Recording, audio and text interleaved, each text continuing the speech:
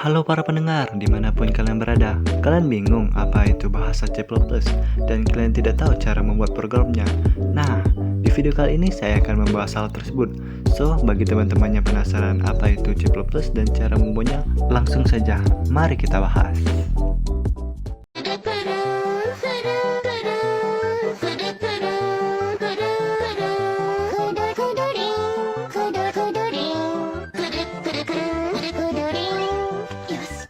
Sebelum melanjutkan pembahasannya, izinkan saya memperkenalkan diri terlebih dahulu. Perkenalkan, nama saya Bayu Sabta Pratama, mahasiswa dari Universitas Indo Global Mandiri Palembang, jurusan Sistem Informasi.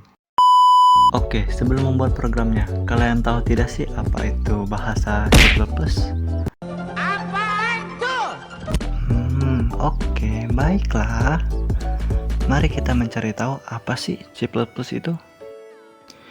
C++ sendiri adalah bahasa pemrograman komputer yang digunakan untuk mengembangkan perangkat lunak seperti game dan aplikasi sebuah sistem.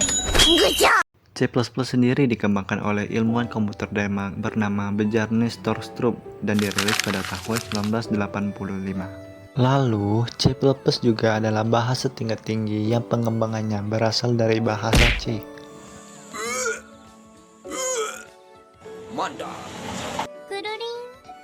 Next. Nah, setelah kalian mengetahui apa itu C++ dan siapa yang mengembangkannya, selanjutnya kita akan membahas cara membuat programnya ataupun codingannya. Pada pembahasan ini, saya akan membagi menjadi dua macam, yaitu yang pertama, mengenai hasil dari program ataupun outputnya. Yang kedua, saya akan membahas ataupun menjelaskan isi dari codingannya. Oke, yang pertama-tama kita akan membahas mengenai hasil jadi dari program yang telah kita buat. Seperti yang sudah kalian lihat di layar komputer ataupun layar video kalian, sudah ada program yang sudah kelompok kami buat mengenai aplikasi berbelanja baju. Di bagian paling atas ataupun awal dari hasilnya terdapat tulisan "Selamat datang di toko baju Kedu, silakan berbelanja". Lalu selanjutnya pengguna diminta untuk menginput jenis pakaian, apakah pakaiannya pria ataupun wanita. Nah, di sini coba kita pilih pria karena saya ingin membeli pakaian pria. Setelah kita mengetik kata pria, bakal muncul jenis-jenis pakaian pesan pria. Nah, terdapat 5 pilihan yang bisa dipilih di pengguna. Nah, pilihan tersebut tuh bisa diinput di bawah, yaitu masukkan pilihan 1 sampai 5. Nah, teman-teman, coba perhatikan deh angka 5. Nah, di sana kan tertulis kata keluar, yang artinya ketika si pengguna menginput ataupun memasukkan angka 5, maka program itu akan keluar dan selesai, ataupun aplikasinya akan keluar. Dari sekian banyak jenis baju yang ada di sini, coba deh kita pilih salah satu baju untuk dibeli. Nah, coba kita pilih baju nomor 4. Maju, Kesatria Kegelapan. Dingin, tetapi tidak kejam. Hei, hei, lihat para penggemarku di sana. Setelah kita memilih baju tersebut, nah akan terdapat sebuah diskon. Nah, si pengguna sendiri diminta memasukkan diskon dari 1 sampai 100 dalam bentuk angka ya, bukan dalam bentuk persen. Di sini coba kita masukkan angka 50, yang artinya bakal ada diskon 50%. Setelah itu bakal tertera diskon per pieces dan harga akhir per pieces. Lalu pengguna disuruh memasukkan jumlah pesanan. Jika pengguna ingin memesan 2, masukkan saja angka 2 ataupun 1 seperti itu, dan akan tertera total harga untuk 2 pieces tersebut. Setelah itu, jika pengguna ingin memilih kategori jenis pakaian lain, pengguna dapat menginput kata iya untuk lanjut dan memilih tidak untuk keluar. Iya di sini artinya pengguna akan memilih jenis pakaian yang lain, dan tidak di sini akan langsung ke menu selanjutnya, yaitu metode pembayaran. Selanjutnya kita ke menu metode pembayaran. Di sini ada 3 jenis metode pembayaran, yaitu kredit, debit, dan tunai. Nah, pengguna bisa memilih dari 3 jenis metode pembayaran tersebut. Di sini coba kita memilih metode pembayaran dengan tunai. Lalu akan muncul Anda memilih pembayaran yang tunai, total biaya yang harus dibayar, silakan bayar sesuai jumlah yang tertera, dan total harga semua pesanan. Dan yang terakhir akan tertulis tulisan terima kasih telah berbelanja di toko baju Kedu. Nah, itu saja hasil dari program yang telah kami buat. Selanjutnya kita akan membahas mengenai codingannya ataupun isi dari programnya. Yang pertama-tama, seperti biasa dalam membuat program C++ akan diawali dengan include IOStream. Include IOStream sendiri itu digunakan untuk melakukan operasi input dan output, seperti membaca data dari keyboard bernama input dan menampilkan data ke layar bernama output. Selanjutnya setelah melakukan include IOStream, kita bawanya using namespace std. Nah, using namespace sendiri digunakan untuk menghindari penulisan ulang seperti cout, ndl, vektor, dan lainnya. Nah, selanjutnya in main. Dalam bahasa pemrograman C atau C++, fungsi in main adalah titik awal dari eksekusi program. Ketika program dijalankan, eksekusi dimulai dari fungsi main.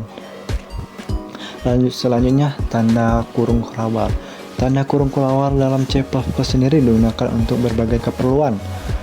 Yang pertama, membungkus blok code.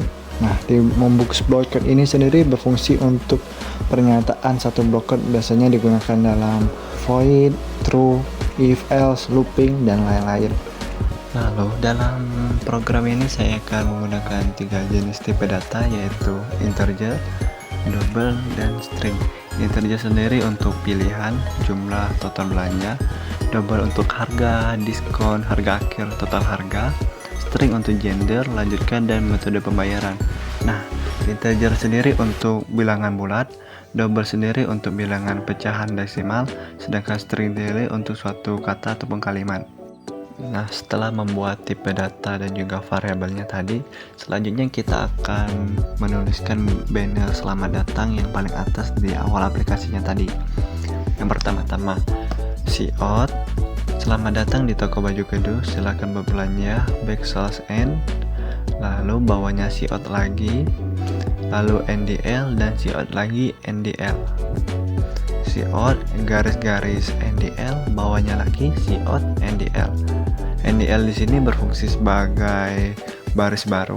Kita akan membuat input untuk gender. Oke, pertama untuk menampilkannya kita menggunakan cout.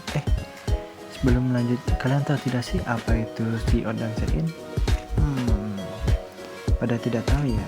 Oke, di sini saya akan menjelaskan sedikit apa itu cout dan cin. Cout sendiri artinya kita menampilkan inputan melalui layar, sedangkan cin sendiri kita menginput sesuatu melalui keyboard. Oke, sudah paham? Yang kedua, cout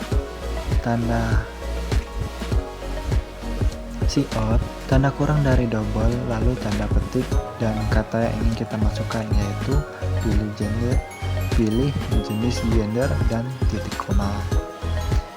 Nah, selanjutnya cin, tanda lebih dari 2 kali dan menggunakan variabel gender. Jangan lupa titik komanya. Selanjutnya, setelah kita membuat inputan untuk gender, kita membuat validasi untuk gender tersebut dengan cara setelah membuat inputan di atas kan kita menggunakan if karena percabangan kondisi. Lalu if gender tidak sama dengan pria dan gender tidak sama dengan wanita, lalu cout gender tidak valid. Artinya di sini jika pengguna menginput gender selain pria dan wanita, otomatis akan muncul tulisan cout ini, yang dimana artinya yaitu gender dan gender tidak valid dan program dihentikan. Return di sini artinya keluar dari program. Nah, selanjutnya kita akan menggunakan for untuk proses pembelian barang. Rumusnya sendiri seperti biasa, for integer i sama dengan 0, i lebih kecil dari total belanja, dan i plus.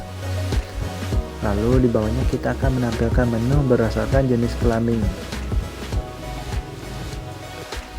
Lalu bawahnya if gender pria, lalu bawahnya menampilkan jenis-jenis bajunya dengan menggunakan cout, dan setelah itu untuk wanita menggunakan if else, dan sama seperti pria menampilkan jenis pakaian juga menggunakan cout. Nah, setelah membuat menu tampilan tadi, next kita membuat input pilihan barang. Yang pertama, Siot masukkan pilihan, lalu CI-nya menggunakan variabel pilihan, dan jangan lupa tanda titik komanya. Lalu menampilkan menu berdasarkan hasil pilihan gender di atas. Tadi dengan menggunakan if else, seperti yang sudah saya jelaskan, if else sendiri digunakan untuk dua kondisi percabangan ataupun lebih. Selanjutnya, menentukan harga berdasarkan baju yang dipilih. Kembali lagi menggunakan if else karena percabangan lagi, lalu bawahnya if lagi pilihan 1 untuk item baju pria, else if 2 untuk pilihan 2 untuk item baju kedua, dan seterusnya. Lalu else untuk pilihan tidak valid, artinya ketika pengguna menginput angka selain 1 sampai 4 maka akan muncul pilihan tidak valid. Lalu continue di sini digunakan untuk kembali ke awal jika pilihan tidak valid. Untuk wanita menggunakan else if, lalu di bawahnya if pilihan 1 untuk item baju yang pertama, dan seterusnya seperti yang terlihat tadi. Lalu kita akan membuat inputan untuk diskon dari pengguna seperti biasa, Siot, lalu kalimat yang ingin kita tuliskan, dan juga bawahnya CIN. Variabelnya kita akan menggunakan variabel diskon. Lalu setelah itu kita akan membuat rumus diskon itu sendiri, yaitu diskon sama dengan harga dikalikan diskon yang dimasukkan pengguna per 100, dan jangan lupa titik komanya. Lalu harga akhir sama dengan harga dikurangi diskon, dan jangan lupa titik komanya lagi. Lalu kita akan membuat tampilan harga per pieces setelah diskon. CO diskon tanda kurang dari digunakan untuk menulis kata ke samping, yang tanda double gitu dituliskan untuk kata ke samping. Lalu diskon tanda kurang dari 2 kali per pieces, bawahnya Siot harga akhir per pieces dan harga akhir. Lalu kita akan membuat input jumlah pesanan, di mana pesanan sendiri akan dimasukkan berapa jumlah yang akan diinginkan oleh si pengguna. Siot masukkan jumlah pesanan, dan bawahnya CIN menggunakan variabel jumlah. Lalu selanjutnya kita akan menghitung total harga untuk item yang dibeli. Total harga sama dengan harga akhir dikalikan jumlah, lalu di bawahnya Siot total harga untuk jumlah per pieces dan harga akhir dikalikan jumlah. Nah, selanjutnya kita akan menanyakan apakah pengguna ingin memilih kategori lain dengan Siot, lalu tampilan pernyataannya, dan CIN menggunakan variabel lanjutkan.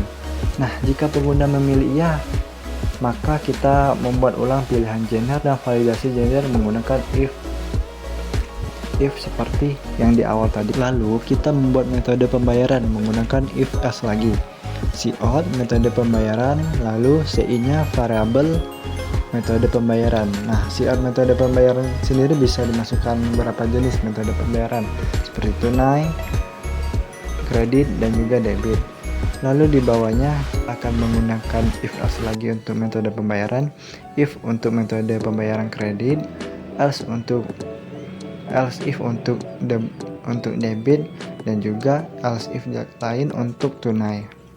Lalu else sendiri adalah pilihan selain ketiga pembayaran tadi. Jadi ketika si pengguna itu menginput, maka akan muncul metode pembayaran tidak valid. Dan yang terakhir Siot total harga semua pesanan, lalu total harga dan NDL, dan yang terakhir juga Siot ucapan terima kasih.